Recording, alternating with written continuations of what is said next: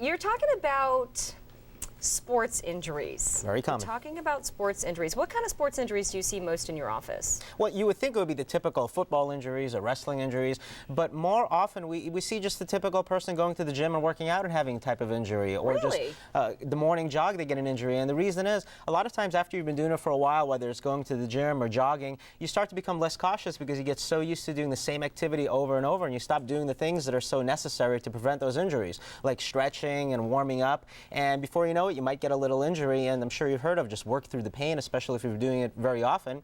And what'll happen is you're going to have a small injury, and in the long run it can turn into a big problem. So yeah, just typical working out, going to the gym, So running. it's not like that. It's not like the the soccer players or the football players. It's just people that are just going out for the jog or working out in the gym. Well, those are the most common, of course, just Interesting. soccer players, and especially women. Soccer injuries, they can get vicious on the field. But of course, I don't know what you're talking about. Of course not. Yeah. They didn't call me the slammer for nothing. Right. Yeah. Oh, and I still have the shoulder injury to prove it. No, I really do. This shoulder is still injured from years of playing soccer. For whatever reason, I still, like, even when I try and swim now, it just pops every time. I should probably have that same. Yeah, we see that pretty often. Do you?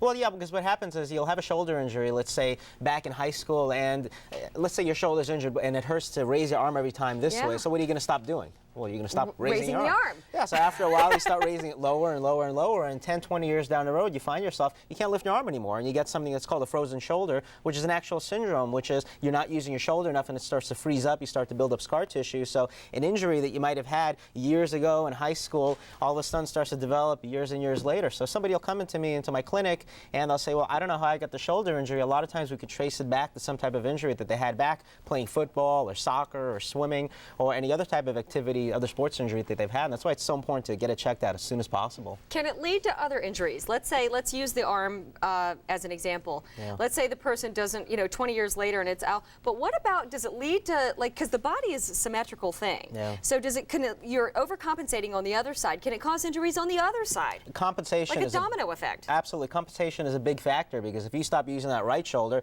well, you're going to have to start to use the other side. So when compensation. Yeah, so you'll find that a lot of times a posture will change. If your neck hurts to bend in this direction, all of a sudden you'll walk the entire day in the other direction, and you start to develop all these other injuries. So in essence, the body does start to fall apart because it's trying to make up for all those injuries that you've had. So it will compensate, and you will start to notice other injuries like sciatica, neck pain, arm pain. Ooh.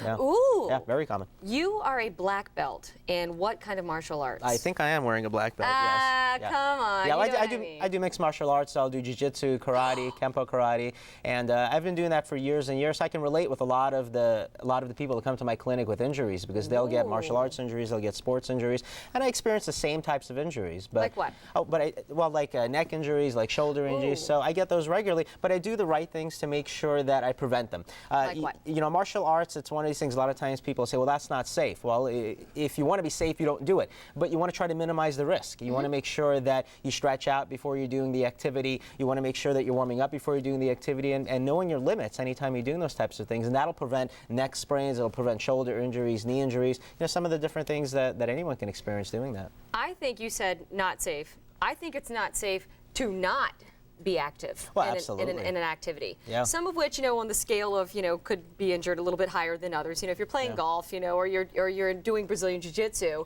which is awesome. I didn't know you did that. Yeah. That's grappling, right?